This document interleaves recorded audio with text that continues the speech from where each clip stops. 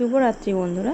তো আজকে তোমাদের কাছে একটা অন্যরকম ভিডিও নিয়ে এসেছি। নবদ্বীপের দই কিভাবে পাতা যায়, বাড়িতেই নবদ্বীপের দইয়ের টেস্ট কিভাবে পাওয়া যায়, যে কিভাবে লাল দইটা পাতে তো জানি না, ট্রাই করছি আর সেটাই তোমাদের সঙ্গে শেয়ার করছি।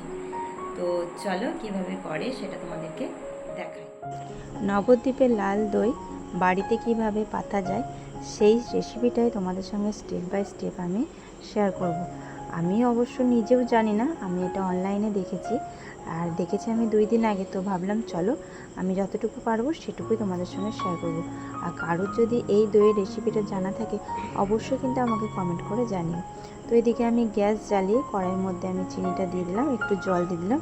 তো এই চিনির শিরাটা হবে একটু লাল, তো লাল হয়ে আসলেই তো ওইটাই হচ্ছে রং।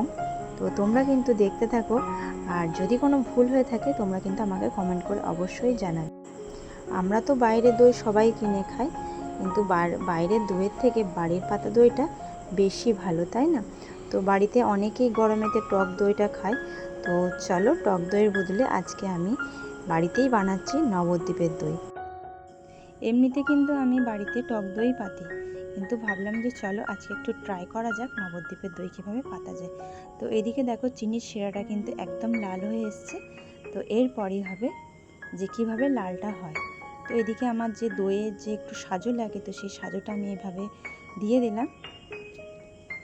এটাকে একটু নাড়াচাড়া করে এর মধ্যে যে বাকি যে দুধটা আছে যেটা দিয়ে দই পাতবো, সেই দইয়ের পুরো দুধটা এর মধ্যে আমি ঢেলে দেবো।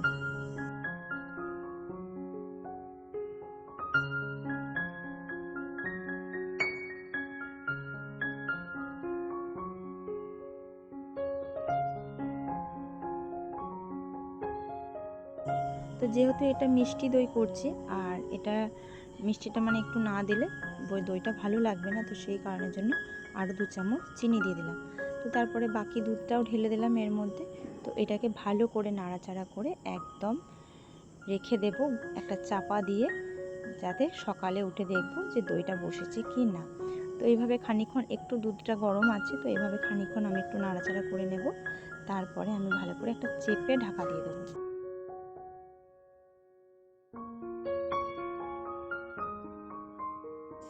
জানি না দইটা আমার পাতাটা ঠিক হলো কি না, তো সকালের অপেক্ষায় রইলাম। তো চলো